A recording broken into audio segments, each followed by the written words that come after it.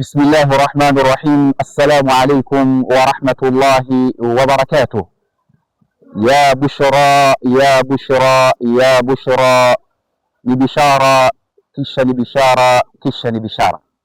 Alhamdulillah thumma alhamdulillah, tunamshukuru Allah azza wa jal ambaye kwamba ametufikisha leo hii tunaongelea mambo ya Ramadhani. Mtume Muhammad sallallahu alayhi wasallam anatueleza hadithi ya Abu Hurairah radhiyallahu anhu, sumu liruyatihi wa aftiru liruyatihi.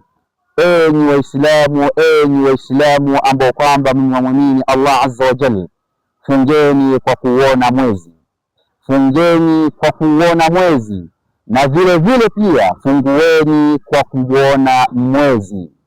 Fa in ghumma alaykum faqduru lahu, basi ikiwa mawingu yatawazuia kuona mwezi basi kadirieni.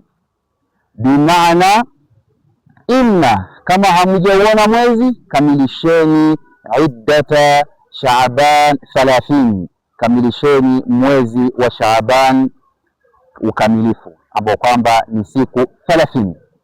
Ayuha al-ahibba, tunajua kuna wenzetu ambao kwamba leo hii wamefunga na wengine watafunga kuanzia kesho. Je, swali mtu anaweza kujiuliza, je, wale ambao kwamba wamefunga leo wana makosa, au wale ambao kwamba watafunga kesho wana makosa, au wale ambao kwamba wamefunga leo wako sawa na wale ambao kwamba watafunga kesho wako sawa?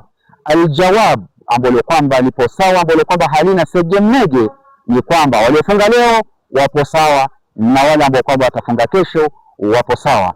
Usije ukababaika ukasema mbona mimi leo nimefunga na wenzangu hawajafunga. Na chifu kadhi kashalitangaza ya kwamba mwezi Kenya haujaonekana. Naam, na kuna wewe ambao kwamba unafuata mwezi wa popote pale ambao kwamba umeonekana wewe unafunga.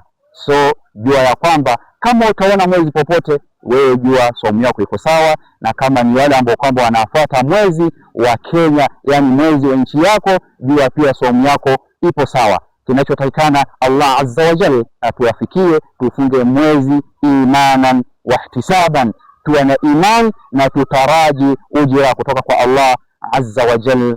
Wa billahi tawfiq, wassalamu alaikum wa rahmatullahi wa barakatuh.